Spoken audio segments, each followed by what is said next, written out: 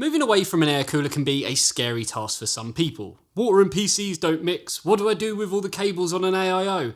And more importantly, which one should I buy? Well, EK think they have you covered. Let's do this. Before we get started, be sure to stick around until the end of the video because we're actually going to be giving away some of the products that you see here today. Generally speaking, most companies start off with an air cooler or even AIOs and then work their way up to custom loop cooling. But EK did it kind of backwards and, well, they took their custom loop expertise and decided to start making AIOs. Why, you might ask? Well, the main reason is that AIOs are much easier to install and maintain over a custom loop, and generally they do cost less too. I mean, you may remember when AIOs were something that a lot of people kind of shied away from. But now, they're pretty much a staple in the PC gaming and enthusiast industry, with nearly every manufacturer having their own range of AIO coolers, whether they make them themselves or not.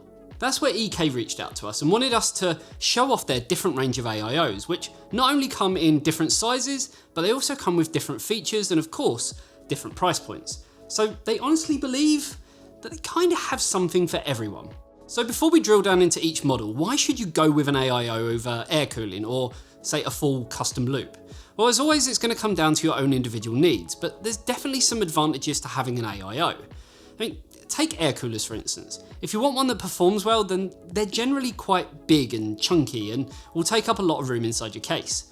Larger air coolers also can be kind of a little bit fiddly to install, with having to kind of insert a screwdriver through the fins while holding a bracket and frankly needing more than two hands to do it.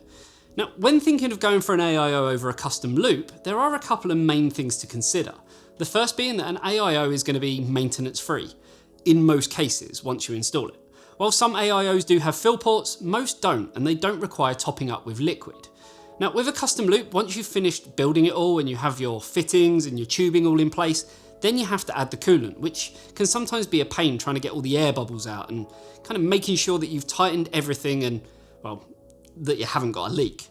Now, all of that aside though, the main difference is always going to come down to price. Generally speaking, an AIO, even on the top end of the scale, is going to be, well, a lot cheaper than a fully fledged custom loop.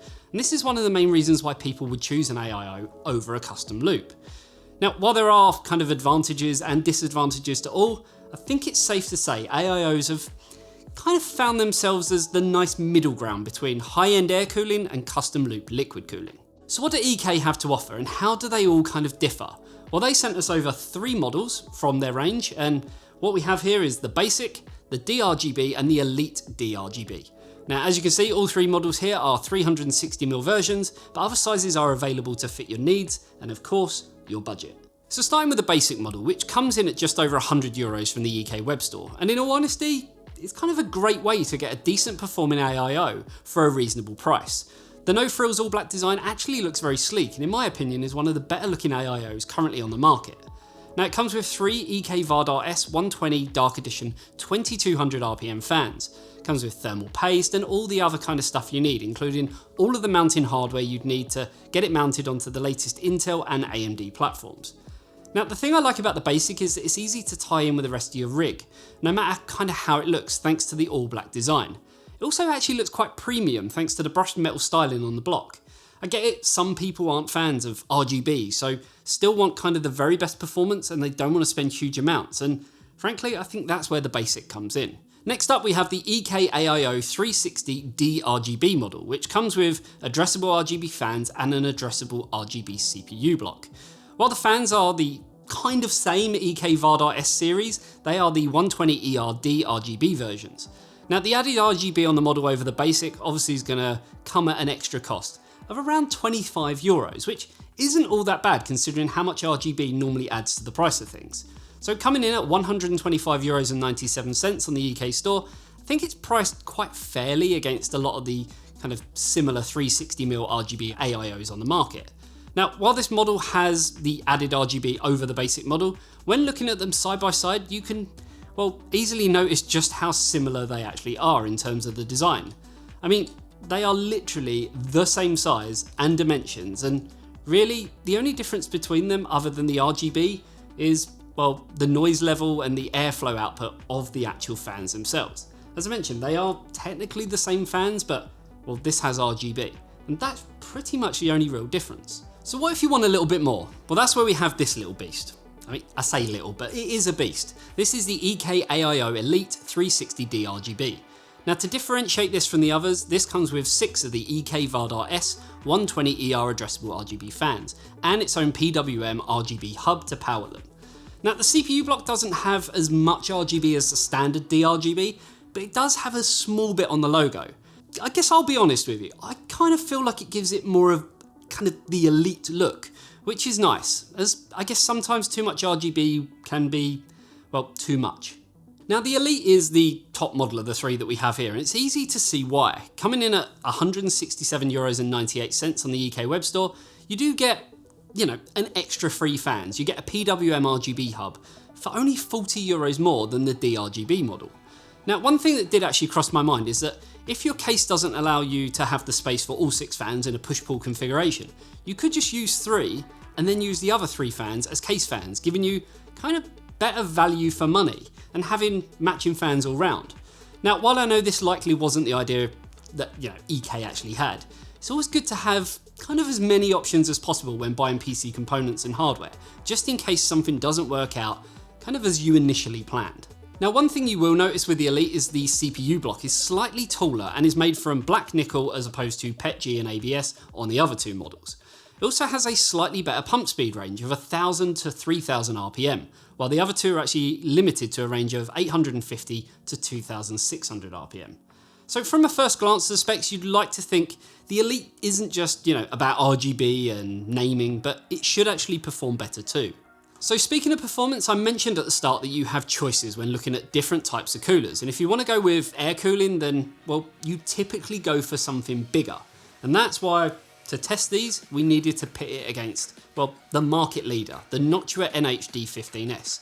So with our Intel i9 11900K CPU at the ready, let's see exactly how these perform.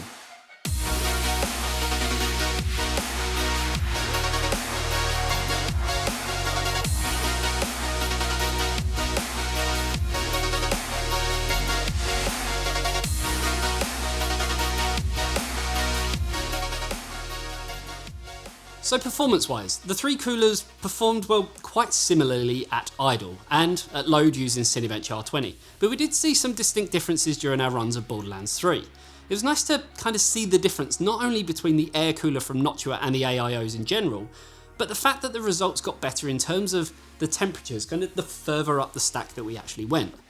Now, while the fans on the basic and the d-rgb are essentially the same, as I mentioned, these are RGB fans, and the airflow and noise, I guess, are slightly different when you look at the specs, which is likely due to the extra weight of the, let's call them RGB elements. This actually caused the d-rgb to have better results in both noise and performance of keeping the thermals at bay. So that was actually quite interesting to see. The Elite is obviously in its own league, and you'd expect it to be with 3 extra fans, a more powerful pump and a larger block with different materials. Yes, the comments I can see flying in saying, come on Andy, stating the obvious, of course the more kind of expensive product is better. And, well, you'd be right. But there is kind of a few more factors to play than first meets the eye. So with an air cooler, you're still likely going to need fans in your case, which would kind of further increase the audible levels of your system. With an AIO, they are the fans. That's what you have. So while we tested on an open air test bench, there are other questions that need to be asked as to what the performance would actually be like inside your case, and for the most part, the AIO should actually fare better still with kind of a direct feed of air from the front of your case, if you mount it in the front of course. While as I mentioned, the air cooler would need extra fans, which would increase the noise level, which, just to kind of give you that extra steady, clean stream of air, and of course this is going to add to the price as well. So, I mean, it makes sense in my head, hopefully you kind of understood all that. Another key selling point of the EK AIOs, apart from their great performance, is that they all come with a 5-year limited international warranty, which is actually quite good if you ask me, because it wasn't all that long ago that AIO coolers only really came with a 2 to 3 year warranty. So yeah, I don't think it's too bad. Let me know what you think. And yeah, let me know in the comment section as well, what one do you prefer? Which one is right for you? I know, some people like RGB, some people like that more premium look. I kind of feel like with these, you get it no matter which model you're going for. So as I mentioned at the start of this video, we're actually going to be giving away one of each of these EK AIOs. To find out more, just click the link in the description below. It's all done through Gleam, so it's a nice fair way of doing things, and good luck. So there you have it, guys. Hopefully you enjoyed the video. If you did, you know exactly what to do, and I'll see you in the next one. See you later, guys.